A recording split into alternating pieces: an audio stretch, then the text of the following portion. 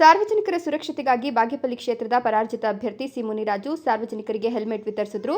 ಕಾರ್ಯಕ್ರಮದಲ್ಲಿ 1000ಕ್ಕಿಂತ ಹೆಚ್ಚು ಹೆಲ್ಮೆಟ್ಗಳನ್ನು ಉಚಿತವಾಗಿ ವಿತರಿಸಲಾಯಿತು. ಈ ವೇಳೆ ಮಾತನಾಡಿದ ಮುನಿರಾಜು, ಪೊಲೀಸ್ ಇಲಾಖೆಯಿಂದ ಬೈಕ್ ಸವಾರರಿಗೆ ಹೆಲ್ಮೆಟ್ ಧರಿಸೋದು ಕಡ್ಡಾಯ ಆದೇಶ ಹೊರಡಿಸಲಾಗಿದೆ. ಇದು ಕೇವಲ ಕಾನೂನು ಪಾಲನೆಯಷ್ಟೇ ಅಲ್ಲ, ನಿಮ್ಮ ಜೀವ ರಕ್ಷಣೆಗೆ ಅತ್ಯಂತ ಅವಶ್ಯಕ.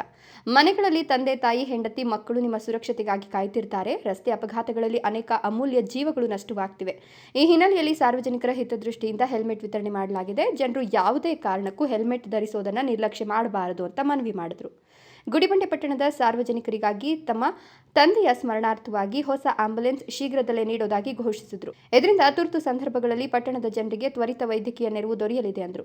ಕ್ಷೇತ್ರದ ಪ್ರಸ್ತುತ ಶಾಸಕರ ವಿರುದ್ಧ ನ್ಯಾಯಾಲಯದಲ್ಲಿ ದಾವೆ ದಾಖಲಿಸುವುದಾಗಿ ಹೇಳಿದರು. ಕಾನೂನಿನ ಮೇಲಿನ ನಂಬಿಕೆಯೊಂದಿಗೆ ನ್ಯಾಯಾಲಯದ ಮೂಲಕ ನ್ಯಾಯ ಪಡೆಯುವ ವಿಶ್ವಾಸ ಇದ್ದು, ಕ್ಷೇತ್ರದಲ್ಲಿ ನಾನು ಶಾಸಕರಾಗುವ ಅವಕಾಶ ಕಾನೂನಿನಡಿ ಇದೆ ಅಂತ ಹೇಳಿದರು. ಸರ್ಕಾರ ಆ ಗುಣಿಗಳು ಕೂಡ ಮುಚ್ತಾ ಇಲ್ಲ. ಈ ಕ್ಷೇತ್ರದ ಶಾಸಕರು ಕೂಡ ಆ ಕೆಲಸಗಳು ಯಾವುದೂ ಮಾಡ್ತಾ ಇಲ್ಲ. ಮನೆ ಯಾರೋ ಹೇಳ್ತಾ ಇದ್ರಲ್ಲ, ನಾವೆಲ್ಲ ಅದು ಮಾಡಿದ್ವಿ ಇದು ಮಾಡಿದ್ವಿ ಅಂತ. ಅವ್ರಿಗೆ ಅವರೇ ಸರಿಸಾಟಿಯಾಗಿ ಅವ್ರು ಮಾತಾಡಿಕೊಂಡು ಅವರೇ ಏನು ಅಂತ ಆತ್ಮಾವಲೋಕನ ಮಾಡ್ಕೋಬೇಕು. ಏನು ಕೆಲಸಗಳು ನಡೀತಾ ಇದೆ, ಯಾವ ರಸ್ತೆ ಆಗಿದೆ, ಏನು ಅಂತ ಹೇಳ್ಬಿಟ್ಟು ಅವರೇ ಹೇಳಿದ್ರೆ ಚೆನ್ನಾಗಿರುತ್ತೆ. ಅದರಿಂದ ನಾನು ಇವತ್ತು ಎಲ್ಲರಿಗೂ ಒಂದು ಸಂದೇಶವನ್ನು ಕೊಡೋಕ್ಕೆ ಇಚ್ಛೆಪಡ್ತೀನಿ. ತಾವೆಲ್ಲ ಕೂಡ ಸುರಕ್ಷಿತವಾಗಿರಬೇಕು. ತಮ್ಮ ಮನೆಯಲ್ಲಿ ತಮ್ಮ ಹೆಂಡತಿ ಇರ್ಬೋದು, ಮಕ್ಕಳಿರ್ಬೋದು, ತಂದೆ ತಾಯಿ ಇರ್ಬೋದು, ಅನೇಕರು ತಮಗಾಗಿ ಕಾಯ್ತಾ ಇರ್ತಾರೆ. ನೀವೆಲ್ಲ ಕೂಡ ಹೆಲ್ಮೆಟ್ ತೊಗೊಂಡೋಗೋದೇ ಅಲ್ಲ, ಅದನ್ನು ಪ್ರತಿದಿನ ಉಪಯೋಗಿಸ್ಕೋಬೇಕು. ನಿಮ್ಮ ಜೀವಕ್ಕೆ ನೀವು ರಕ್ಷಣೆಯಾಗಿರಬೇಕು ಅಂತ ನಾವು ವಾಜಪೇಯಿ ಅವರ ಹುಟ್ಟುಹಬ್ಬದ ದಿನ ಕೊಟ್ಟಿರೋದಕ್ಕೂ ಒಂದು ಸಾರ್ಥಕ ಆಗುತ್ತೆ.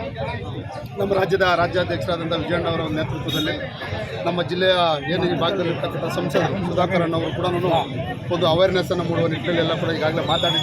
ನಾವೆಲ್ಲ ಕೂಡ ದೇಶದ ನರೇಂದ್ರ ಮೋದಿಜಿಯವರು ಯಾವ ರೀತಿ ಪ್ರತಿಯೊಬ್ಬರಿಗೂ ಒಂದು ವ್ಯವಸ್ಥಿತವಾಗಿ ನಾವೆಲ್ಲ ಕೂಡ ಕಾರ್ಯಕ್ರಮಗಳನ್ನು ರೂಪಿಸಬೇಕು ಮತ್ತು ಒಂದು ಶಾಶ್ವತವಾಗಿರ್ತಕ್ಕಂಥ ಕೆಲಸ ಮಾಡಬೇಕು ನಿಟ್ಟಿನಲ್ಲಿ ಒಂದು ವಾಜಪೇಯಿ ಅವರ ಹುಟ್ಟುಹಬ್ಬನ ವಿಶೇಷವಾಗಿ ನಾವು ಆಚರಣೆ ಮಾಡಬೇಕು ಅಂತ ಈಗಾಗಲೇ ಮಾಡಿದ್ದೀವಿ. ಮಹೇಶ್, ಗುಡಿಬಂಡೆ, ರಾಯಲ್ಸ್ ಕನ್ನಡ.